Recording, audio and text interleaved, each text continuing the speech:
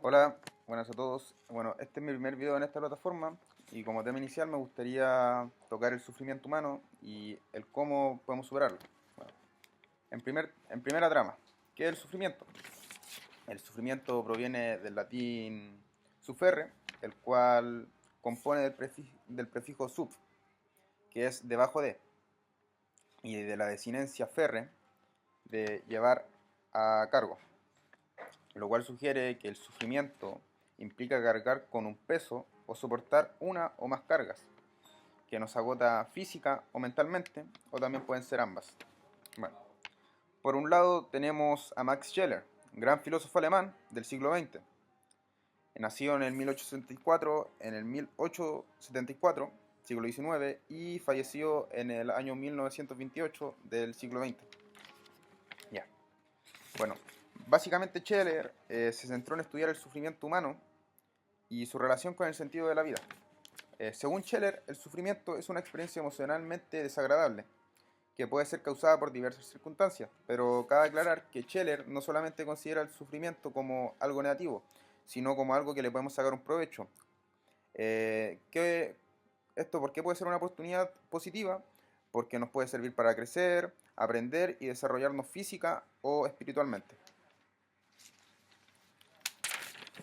Bueno, como ya vimos resumidamente qué es el sufrimiento, veremos el olvido y el sentido y las maneras de acabar el sufrimiento. Bueno, una cosa que ayuda a muchos para salir del soy un absurdo, de que mis deseos no se cumplieron, etcétera, etcétera, son como factor principal el olvido y el sentido. El olvido, el hecho de que no vivimos en plena conciencia de la mayoría de las cosas que hemos visto durante el transcurso de nuestras miserables vidas, pese a que vivimos pese a que vivimos en un estado sonámbulo, en un estado práctico, con el que vivimos la gran parte de nosotros. Bueno, si se nos muere alguien, lloramos a gritos y el tiempo hace que lo olvidemos y que cuando recordemos ya no nos golpee tanto como lo hacía antes. Y esto es una de las principales cosas que nos permite vivir el resto de nuestras vidas, el que deje de estar en la conciencia presente. Imagínense ustedes si la conciencia fuera como la memoria de Funes, el memorioso, un personaje de Borges que tenía todo en un estado presencial, de cada momento vivido, o sea, no podía olvidar nada, lo cual es una locura. Es el infierno mismo. La gran mayoría, exceptuando al 1% de la población, vivimos en un estado de inconsciencia la mayor parte del tiempo. Se nos olvida casi todo de nuestras vidas. Bueno, ¿a cuántos de ustedes recuerdan su vida pasada? Absolutamente nadie, casi nadie. Si yo le hago a usted que anote todos los recuerdos de su vida pasada, usted no notaría absolutamente nada porque no recordaría absolutamente nada. Solamente el 0,0001% de su vida pasada podría notar, lo cual es una bendición.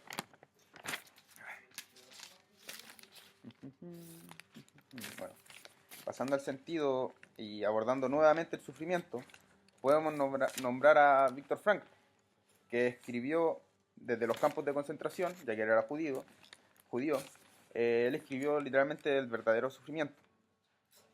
Bueno, él dijo que incluso en el sufrimiento extremo podemos hallar un sentido, y eso basta para resistir el sufrimiento. Bueno, él se centró en lo lógico, probablemente pensando sobre aquella cuestión. ¿Y qué podemos sacar del olvido y el sentido según Víctor Frank? Bueno, tras el olvido podemos encontrar el sentido, ya que sabemos, pero no aceptamos que tarde o temprano olvidaremos eso y dejaremos de sufrir. Y tras esto empezaremos a buscar un sentido el cual seguir, y uno de los que recomiendo yo es el sentido de leer o escribir. Esto no es solo un ejercicio de periodistas o escritores famosos, sino que es algo que que lleva siendo la mayor parte del mundo hace milenios de años. En el día a día, de lo que habían hecho, de lo que sienten, y esto está verdadera forma de sentir, olvidar y vivir lo vivido. Bueno, porque si no se pierde, uno vive así como papando mosca o tragando mosca, por así decirlo. Así que probablemente este señor Frank le dio sentido, y no es que la vida tenga un sentido, sino que nosotros le damos sentido a la vida, ya que la vida por sí sola no viene predeterminada. Uno puede darle sentido a las cosas, uno se crea una meta y le da direcciones a su vida. Por ejemplo, el escribir un libro, el escribir tu día a día, el leer un libro de algún pensador muy inteligente. No, no necesariamente tienes que publicar un libro para tener un sentido en la vida, sino el escribir de ti mismo, el escribir una virtud. Y un sentido que recomiendo yo porque es una de las formas en las que me desahogo, olvido y siento lo que vivo. Bueno, pero se pueden hacer muchas más cosas. Por ejemplo, el entrenar, el salir a caminar o correr y el socializar con más personas. Por ejemplo, en el colegio, en caso de que seas un estudiante como yo, es algo que puede evitar un caos en tu interior y que puede evitar un caos en el exterior porque tus emociones también pueden afectar al resto por cómo las tratas. No lo digo yo, lo dice también el sociólogo francés Émile Durkheim. En conclusión, nosotros podemos dar sentido a las cosas, darle una dirección, y para que haya dirección tiene que haber una meta. Eso es lo que genera una dirección por implicación. Pasemos a hablar de gente más importante que yo. Otro pensador, Cioran, literato, llevó las cosas al extremo y dijo que el sufrimiento es la condición natural de las personas lúcidas. Él dice que el pensar demasiado es un veneno lento que mata nuestro interior al paso del tiempo y que solo los superficiales son felices. Esto me recuerda a un episodio de la Biblia, el Eclesiastes, el hecho de que la sabiduría es pura vanidad y quien sabe más, sufre más.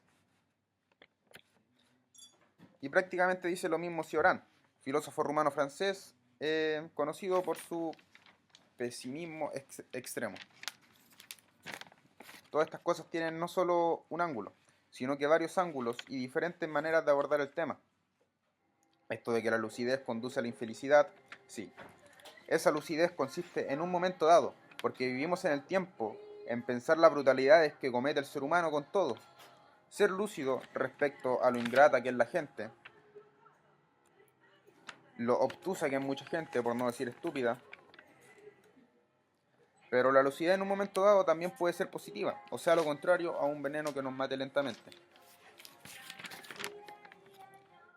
Puede, puede, puede ser buena en el sentido de que puedes apreciar la belleza de la creación divina, la belleza de alguna pieza musical que te guste, o estar admirando y ser feliz del pensamiento inteligente de algún pensador famoso, o poco famoso, poco reconocido, que uno esté leyendo en ese momento específico. La lucidez depende del ángulo que lo veamos, puede ser fantástica y buena según un momento dado. Así que con esta conclusión, espero que tras este video poder ayudar a las pocas personas que me ven, y muchas gracias por ver.